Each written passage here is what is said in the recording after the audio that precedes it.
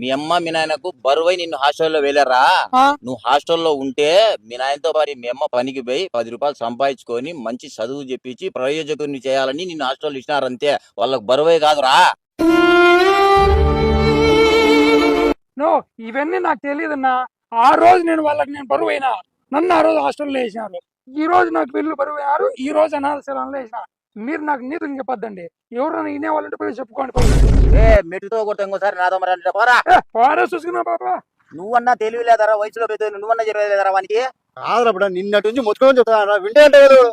నువ్వు చెప్పినా కూడా వాడు ఇనలేదంటే దీనికి ఏందోటి పరిష్కారం చూడాలా. ఖచ్చితంగా చేసే తీరాలా. ఆ ఓకే నేను పోయి సైతే. సరే పా.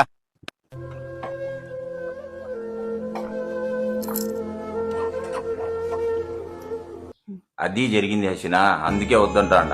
వీళ్ళే మన పిల్లలు మన దగ్గరే ఉంటారు, మన కష్టం చూస్తుంటారు, వాళ్ళకి మనం ఎంత కష్టపడతామో తెలుస్తుంది. అందుకే హాస్టల్లో దేమొద్దులే, నిన్నే ఉంటారులే. ఇంకా కావాలంటే 2 గంటలు ఎక్స్ట్రా ట్యూషన్ చెప్పించుకొని చదివించుకుందాం. పో వద్దు, పో లోపలికి పో. ఏదన్నా వీడియో చూసినారు కదా, ఈ వీడియో అయితే ఎవరిని ఉద్దేశించి తీసింది కాదు, కేవలం మెసేజ్ కోసం. అంటే కొంతమంది అంటే పిల్లోళ్ళ భవిష్యత్తు కోసం, మంచి చదువు కోసం అని చెప్పేసి తల్లిదండ్రులు హాస్టల్లో ఇచ్చిపెడుతుంటారు పిల్లోళ్ళను. అది మనసులో పెట్టుకొని పెళ్ళి అయిన తర్వాత పెళ్ళాం మాటలేని తల్లిదండ్రులను పెద్ద అయిన తర్వాత ఇట్లా అనాథాశ్రమంలో ఇచ్చిపెడుతుంటారు పెళ్ళాం చెప్పిన మాటలేని. సో ఇట్లా తెలియపరచడం కోసం మాత్రమే ఈ వీడియో చేసినాం. చెప్పున్నా. పిల్లోలను పిల్లప్పుడే హాస్టల్లో వేయడం వల్ల ఏమవుతుందంటే వాళ్ళకి బంధాల విలువ కొంచెం తెలియకుండా పోతుంది. ఎందుకంటే వాళ్ళు మనకు దూరంగా ఉంటారు కాబట్టి మనం వీడు ఎంత కష్టపడి వాళ్ళకి డబ్బులు పంపిస్తాం, ఎంత కష్టపడి మనం శ్రమ చేసి వాళ్ళకి డబ్బులు పంపించి చదివించాము, వాళ్ళ ప్రయోజకులు కావాలనే మనం పంపించాంటాం. కానీ చదువుకొని మంచి ఉద్యోగం వచ్చినాక, పెళ్ళం పిల్లలు వచ్చినాక తల్లిదండ్రులు బరువు అనాథాశ్రమంలో వదులుతున్నారు. వీలుండేంత వరకు ఇప్పుడు ప్రతి ఊర్లో మంచి మంచి విద్యా సంస్థలు వచ్చినాయి కాబట్టి దగ్గరే ఉండి చదివించుకుంటే మేలేమని నా అభిప్రాయం, అంతే.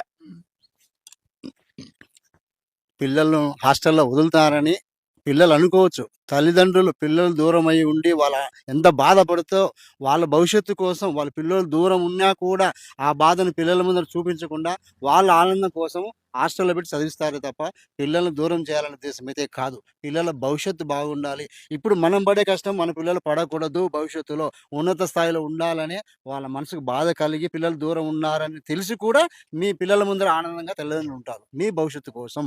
సో ఇంకోటి ఏంటంటే, ఇప్పుడు పిల్లలు హాలిడేస్లో ఊరికి వచ్చారు కదా, చదువుకున్నారు, ఇన్నాళ్ళు హాస్టల్లో ఉన్నారు, ఊరికి వచ్చారని చెప్పేసి ఇంటికాడ కూడా గారాబం చేయొద్దండి. మావాడు బాగా చదువుతాడు, ఇంట్లోనే ఉండాలి అది అని చెప్పేసి. అంటే తల్లిదండ్రులు ఇంట్లో ఏం పని చేసి డబ్బులు సంపాదించారు, ఏం కష్టపడతారు, వ్యవసాయం చేసేటప్పుడు కానీ పొలాల్లోకి పిలిచిపోయి